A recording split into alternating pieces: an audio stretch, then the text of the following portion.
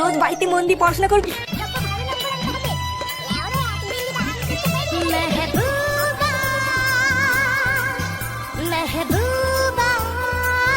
রে লেওরা, আমি কি বলছি তুই শুনতে পাচ্ছিস? শুনতি তো?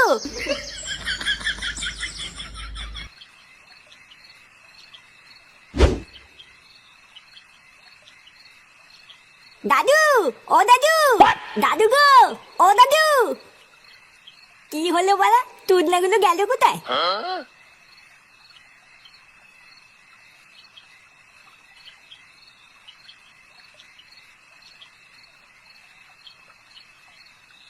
দাদু।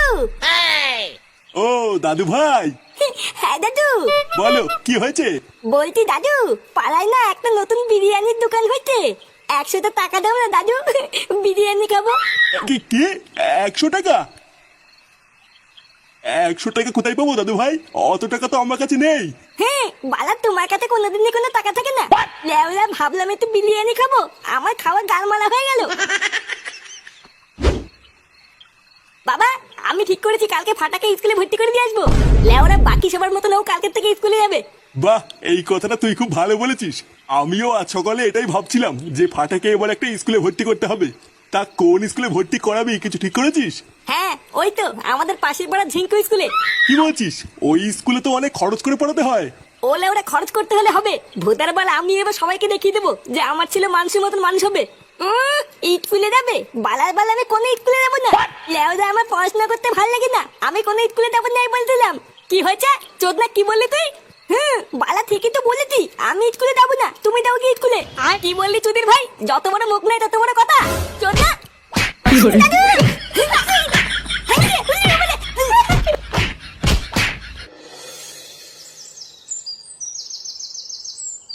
তাড়াতাড়ি রেডি হয়ে নে ফাটা, না হলে কিন্তু এবার কপালে কষ্ট আছে। বারে আমি রেডি হবো কেন? আমি তো বলেছি আমি স্কুলে যাবো না। এবার বেশি টোল করলে কিন্তু আমি বাড়ি থেকে চলে যাবো। দেখ, ভালোভাবে বলছি রেডি হয়ে যা, না হলে কিন্তু তোর বাবা আসলে তো কপালে কষ্ট আছে। বৌমা, বাচ্চা ছেলে কিছু বোঝে না, ও কইভাবে বললে কেউ বুঝবে নাকি? দাদু ভাই, তুমি স্কুলে না গেলে তুমি বড় হবে কি করে? আর বড় হয়ে তো তোমাকে বিশাল বড় চাকরি করতে হবে, তাই না? বালা বুলো পাঠা, তুমি চুপ করো। লেওরা নিজে তো কোনোদিন স্কুলে যায়নি, আবার আমার গান মাতাল করতে। কি হয়েছে তোর এত বড় সাহস? তো দাদুকে এসব কি বলছিস? দেখ, আমি কিন্তু শেষবার বলছি, তুই কি রেডি হবি না আমি তোর বাবাকে ডেকে নিয়ে আসবো? বললাম তো আমি স্কুলে যাবো না, এক কথা বলতো নাকি? তার মানে তুই স্কুলে যাবি না, তাই তো? না না না, আমি বললাম তো আমি স্কুলে যাবো না।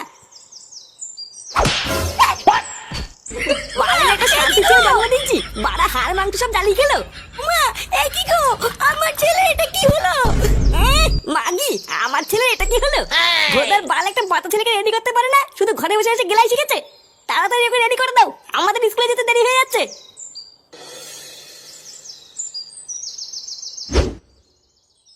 থেকে থেকে আর সময় পেলেন না, একেবারে পুজোর মুখেই নিয়ে এলেন। আসলে স্যার, ছেলের পেটটা না একটু খারাপ হয়ে গেছিল, বুঝলেন তো? মানে যেখানে সেখানে পক্করে করে দিচ্ছিল আর কি। সেই জন্যই এতদিন নিয়ে আসতে পারিনি, আজকে নিয়ে এসেছি। এখন আপনি যদি আপনার স্কুলে ভর্তিটা নিয়ে নেন তাহলে খুব ভালো হয় স্যার। না, সবই তো বুঝতে পারছি, কিন্তু সামনেই পুজো, তার উপরে আবার পুজোর পরেই পরীক্ষা। এখন এই মুহূর্তে আপনার ছেলেকে কিভাবে ভর্তি নেই বলুন? না না স্যার, আপনি এসব পরীক্ষা টরীক্ষা নিয়ে ভাববেন না। আমার ছেলে লেওরা পড়াশোনায় খুব ভালো, একবার যা দেখে ভেদার বল সেটা কোনোদিনই বলে না। দুটো দিন টাইম দিলেই দেখবেন দেনার দেন পরীক্ষায় পাশ করে গেছে। কি বলছেন? 2 দিনেই পরীক্ষায় পাশ করে যাবে? হ্যাঁ স্যার, আমার ছেলের মাথায় খুব বুদ্ধি, লেওরা দেখবেন আপনাদের স্কুলের নাম উজ্জ্বল করবে। বাহ, এ তো ভালো কথা। তা বাবা, তোমার নাম কি? বল বল, তোর নাম কি বল? লেওলা, উনি কি বলো বাল নাকি দেউ নাকি আমার নাম বলতে দেবো? বালাল বাল জোর করে স্কুলে নিয়ে এসতে আমার নামও বলতে হবে? আপনার ছেলে এইসব কি বলছে? মানে না না স্যার, তেমন কিছু না। আসলে বাচ্চা মানুষ তো, তাই ওই আর কি। তাহলে ওই কথাই রইলো স্যার, কালকের থেকে ছেলেকে স্কুলে পাঠিয়ে দেবো, ঠিক আছে? আচ্ছা আচ্ছা, ঠিক আছে।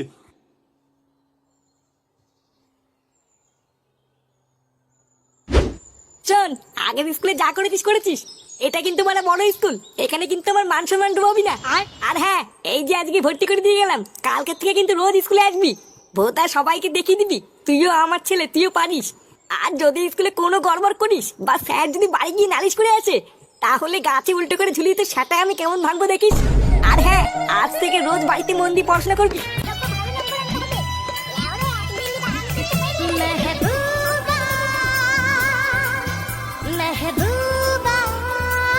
কিরে লেওরা, আমি কি বলছি তুই শুনতে পাচ্ছিস? শুনতি তো?